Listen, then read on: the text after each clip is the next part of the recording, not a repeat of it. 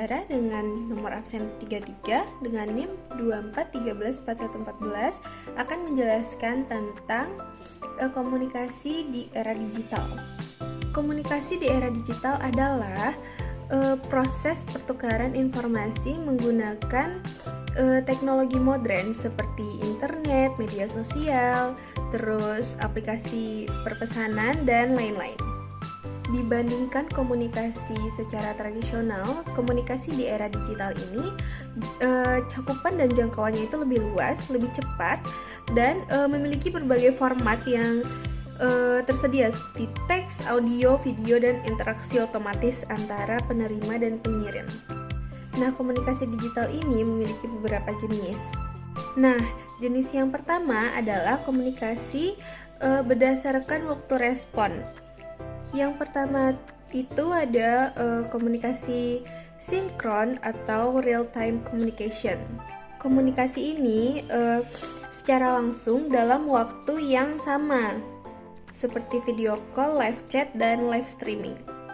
Keuntungan dari komunikasi sinkron ini adalah dia itu interaktif dan bisa direspon secara cepat. Nah, kalau kekurangannya itu tuh butuh koneksi yang stabil dan perlu kesepakatan waktu, karena nggak semua orang bisa waktu yang fleksibel begitu. Nah, yang kedua ada komunikasi asinkron atau delayed communication. Nah, di sini tidak memerlukan respons secara langsung. Penerima bisa membaca dan membalas pesan yang dikirim pengirim kapan saja. Contohnya berupa email, forum diskusi, atau media sosial. Keuntungannya adalah fleksibel dan bisa didokumentasikan, tapi kekurangannya itu lambat dan bisa terjadinya miskomunikasi di antara percakapan si penerima dan pengirim. Nah, jenis yang kedua ada berdasarkan media yang digunakan. Yang pertama, komunikasi yang berbasis teks. Contohnya seperti chatting, email, forum online, atau artikel. Keuntungannya di sini bisa dibaca ulang dan bisa hemat data internet. Kekurangannya ialah kurang ekspresif dan bisa menimbulkan kesalahpahaman.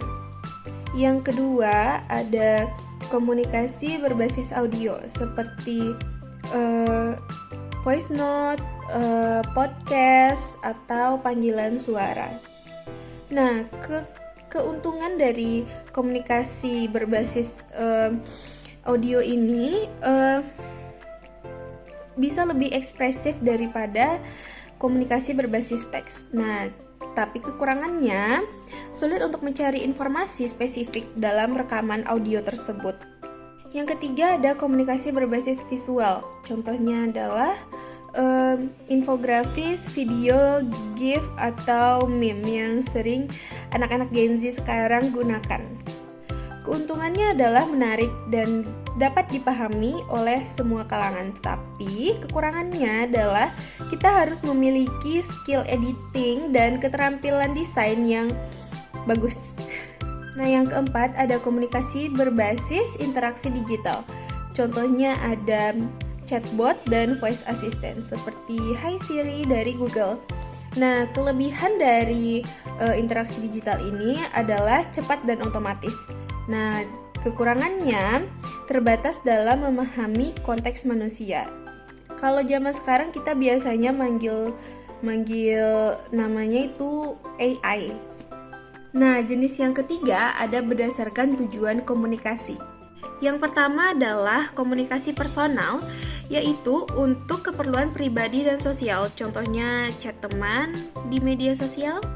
Nah, yang kedua ada komunikasi bisnis dan profesional, digunakan dalam dunia kerja dan bisnis, contohnya email profesional atau Zoom meeting.